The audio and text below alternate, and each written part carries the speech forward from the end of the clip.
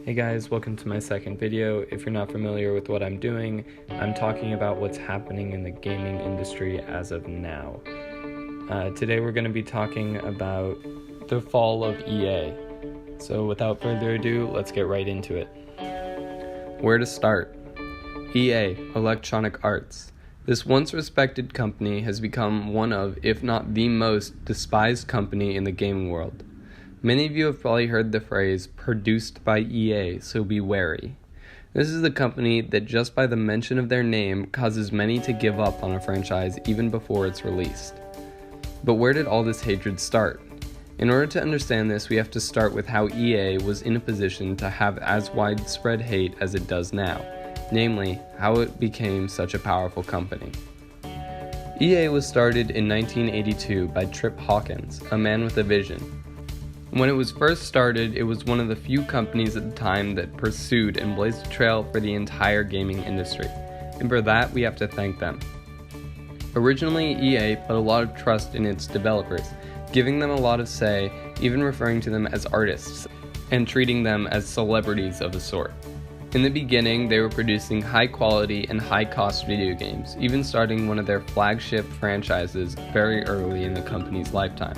They even won Best Software Development as a company in 1995. What you're thinking, how could this same company become the one that won the worst company in America 2 years in a row?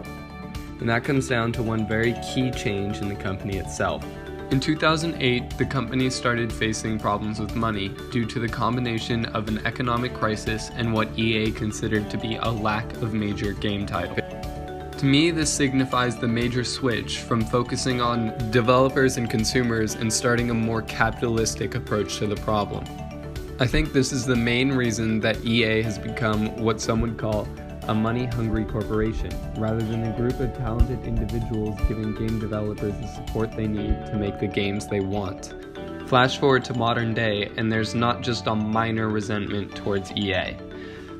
No matter who you are, if you're a gamer whose favorite franchise had been bought up by EA and run into the ground, or just somebody who loves playing major titles, EA has, in one way or another, ruined a gaming experience. Most recently, EA was in charge of creating Battlefront 2, a very much overhyped game, but one that a lot of people were still looking forward to playing.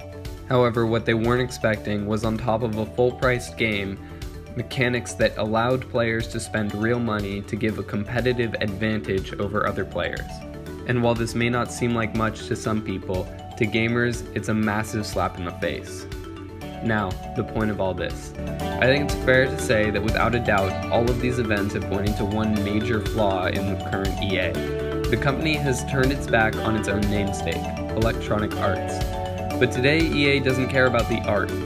They have forgotten the foundation their company was built upon, a good connection with their artists, their developers, and the people at EA.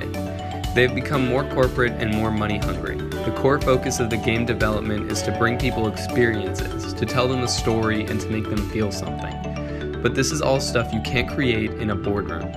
Games are what developers make them, and if the developers don't have the passion or the freedom to put their passion into the games, the best you can hope for is an uninspired cash grab. Thanks for watching, guys.